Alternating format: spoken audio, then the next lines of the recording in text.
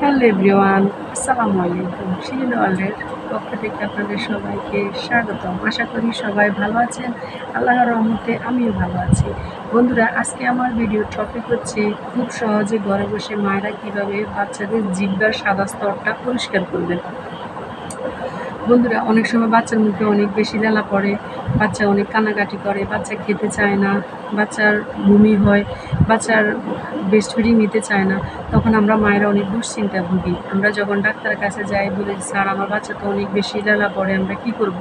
তখন ডাক্তার আমাদেরকে মাইক্রোরাল জেল বা নাইস্টেট ড্রপ নামের এই দুইটা মেডিসিনে বেশিরভাগ সাজেস্ট করে।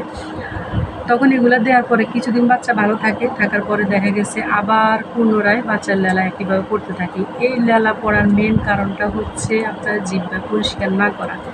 যে বাচ্চাদের দাঁত এখনো উঠে নাই, যে বাচ্চারা ভালো শক্ত খাবার খেতে পারে না, ও বাচ্চাদের জিহ্বাটা পরিষ্কার করা খুবই গুরুত্বপূর্ণ।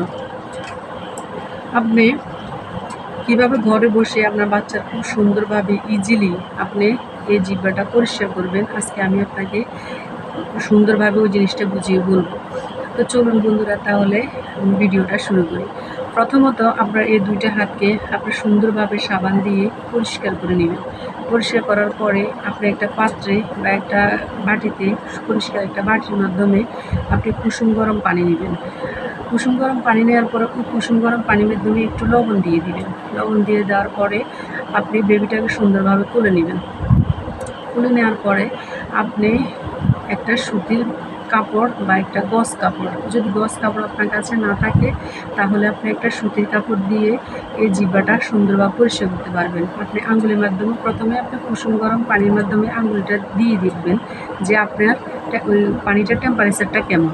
যদি টেম্পারেচারটা ভালো থাকে বা আপনি সহ্য করতে পারেন, তখন আপনার বেবির জন্য উপযোগী হবে।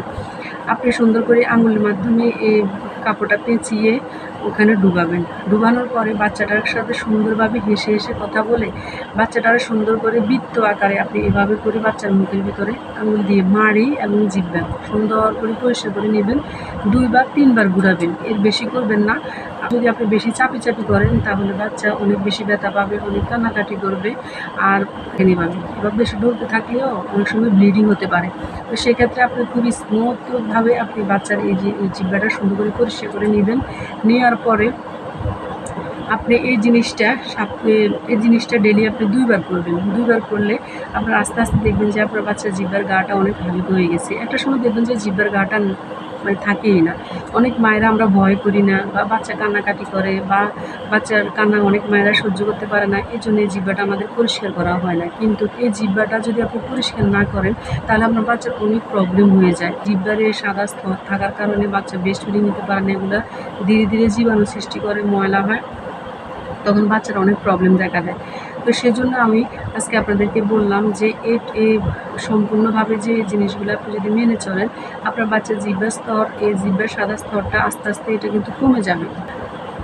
তাহলে আজকে আমরা জানলাম যে কীভাবে আমরা ঘরে বসে মায়েরা সুন্দরভাবে বেবিদের এই মুখের সাদা স্তরটা সুন্দরভাবে পরিষ্কার করব। যদি আমার ভিডিওটা আপনাদের ভালো লাগে তাই লাইক করবেন, শেয়ার করবেন আর সাবস্ক্রাইব করবেন। শিরিন ওয়ার্ল্ডের পাশেই থাকবেন। আল্লাহ হাফেজ।